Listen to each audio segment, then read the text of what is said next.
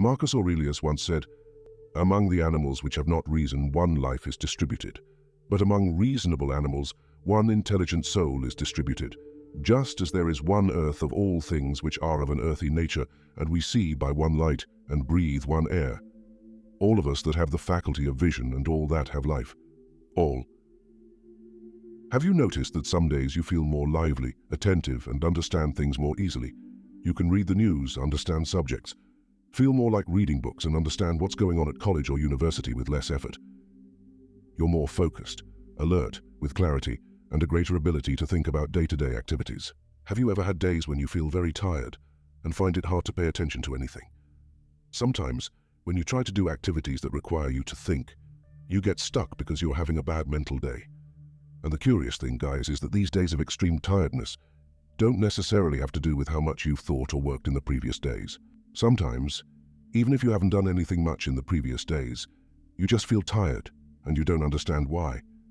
The opposite can also happen. There are days when you feel very motivated, alert, focused, and full of physical energy. However, the days before you may have worked hard, exercised, or traveled, which should make you tired, but you're still super motivated and full of energy. So the first thing we need to understand is that the previous workload doesn't necessarily explain the tiredness you're feeling. Epictetus said that we should have moderation. He saw life as a feast. He said, "When the platters are passed to you, pick them up and help yourself to moderate amounts. If a platter isn't passed to you, enjoy what's already on your plate. Or if the platter hasn't reached your hands, wait patiently for your turn." This analogy referred to moderation, and that everything had its time. For example, there's your rest time too. There are two simple behaviors you're probably doing that cause you to suddenly feel tired or even fatigued for a long time. These two behaviors are quite simple and common, and you may be practicing them if you feel tired often. But before I talk about these behaviors, it's important that I explain something about the brain and how the body works. During the time of the Stoics, this information wasn't available, but it made sense to people. Like other physiological systems, the brain has self-regulating mechanisms. In other words, it regulates itself. This is something common in physiology called inhibitory feedback loops. It's not necessary to understand the name, but it's good to know that it exists. Our brain, as part of the body, also has several of these self-regulation loops, and one of them is related to alertness and tiredness. In a simple and easy-to-understand way, when you do activities that require thinking during the day, such as studying, solving problems, or dealing with emotions, your brain cells become active. This generates a side effect, not necessarily bad, of substances accumulating in the brain throughout the day. These substances continue to accumulate until the evening, when they signal to the brain that it's time to rest. In other words, the brain itself produces a substance that slows it down while it works. This slowdown should theoretically lead to sleep. The pressure to sleep increases as you carry out activities during the day, and by the evening you start to feel tired and fatigued. Many people end up going to bed earlier. During sleep, especially deep sleep, the brain undergoes a kind of brainwashing, where accumulated substances are removed by the fluid present in the central nervous system. This means that, theoretically, you wake up rested the next day. Here's the thing, as I mentioned, there are two silly things that people often do, and they get in the way of this signal to the brain. It's as if these substances, which are good, it's not just the brain that does this, guys. When you go to work out, for example, and do some weightlifting exercises, you'll notice that as you do more repetitions, the muscle starts to ache. This is because of an accumulation of specific substances and specific signaling, which makes you feel tired and stop exercising. This is protection.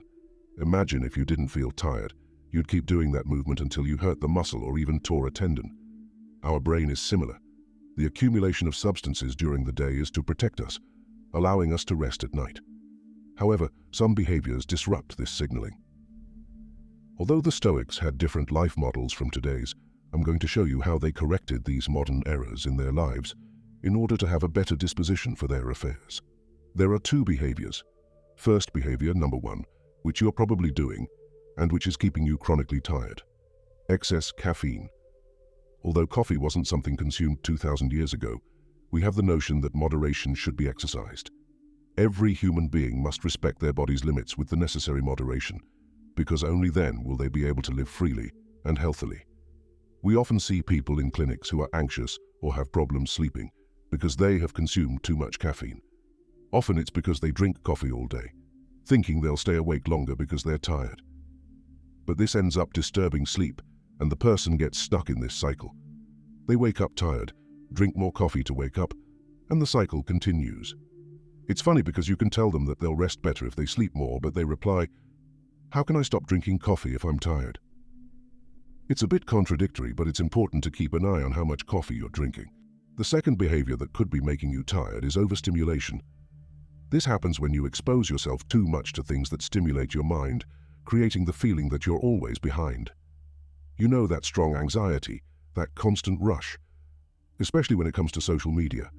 I have to check Twitter, YouTube, TikTok, Instagram. I need to check the news and the WhatsApp group in the living room and Telegram. And you're always running around in this vicious circle because of these stimuli. This excess of stimuli makes your mental alertness very active, and this turns into a snowball.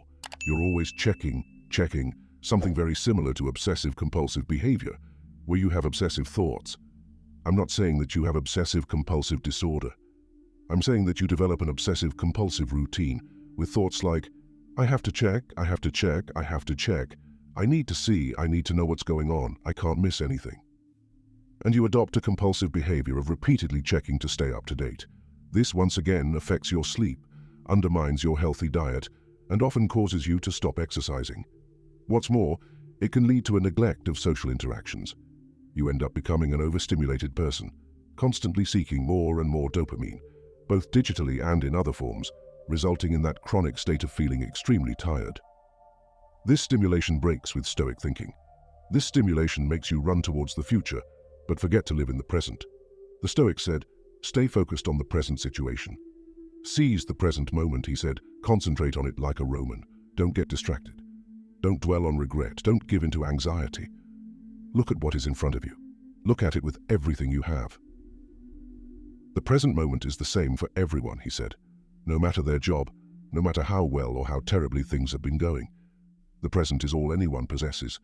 To waste it, to let it escape you, to fritter it away with fear or frustration, is not only to set yourself up for failure, it is a rejection of a beautiful gift. Focus on the now, be where you are, while you still can. And if you're struggling to cope with the present moment and living in anxiety, the Stoics were very clear about how to overcome this problem along with depression. So I made a video, and I've left it in the first comment for you to see. Click and watch it now. So I think two important things for you to try to define within your brain are, watch your consumption of substances, such as caffeine. It's a very potent psychoactive substance. Incorporate conscious digital practices into your daily routine. Start by noting that it's not a tragedy to waste an hour less on social media. By adopting a more relaxed posture, especially by cultivating healthy sleep habits, you create the conditions for a significant improvement in the quality of your rest.